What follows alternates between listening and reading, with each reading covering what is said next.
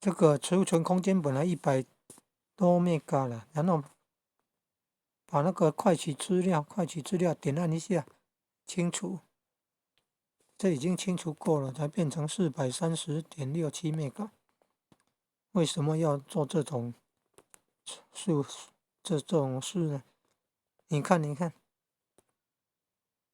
抖音占用这么多的记忆体空间呢，结果那个内部空间常常不足了，它都要这个释放空间。最快的方法就是要到 Google Play 商店下载安装。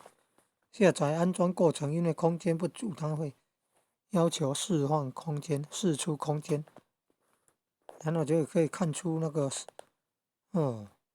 占用最多记忆体的程式就放在最上面。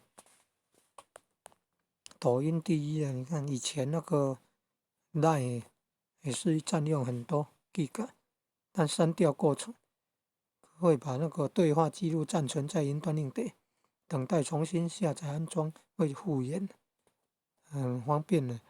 抖音不晓得有没有这样设计啊？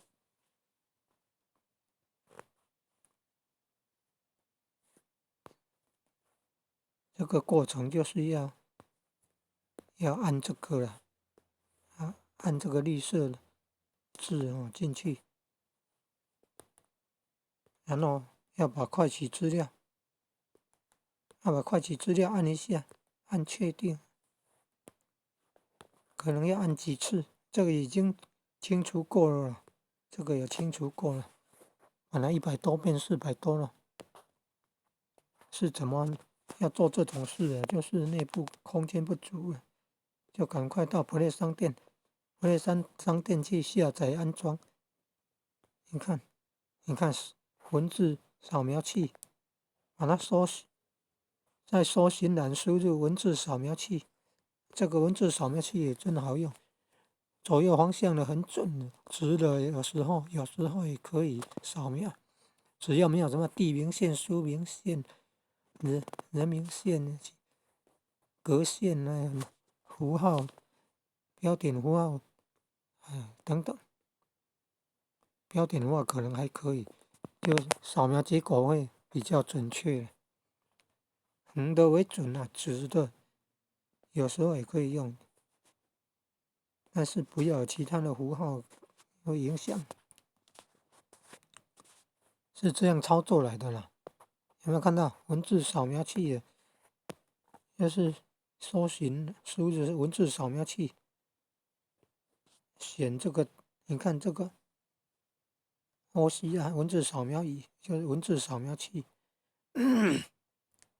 你看这个，下载安装才超过500万，还有这个超过1亿次的嘞超过1亿次的，你看这个没有安装下载过，比较熟悉的就是这个文字扫描仪，用久了他说那个试用期已经到了，那就把它移除，再重新下载安装。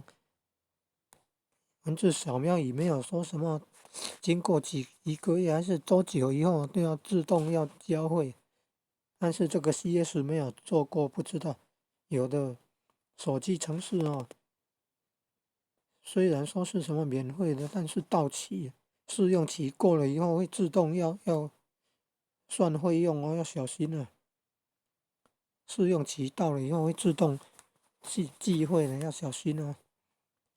目前文字扫描仪可以那个到期就移除，再重新到 Play 商店搜寻文字扫描器，然后下载安装。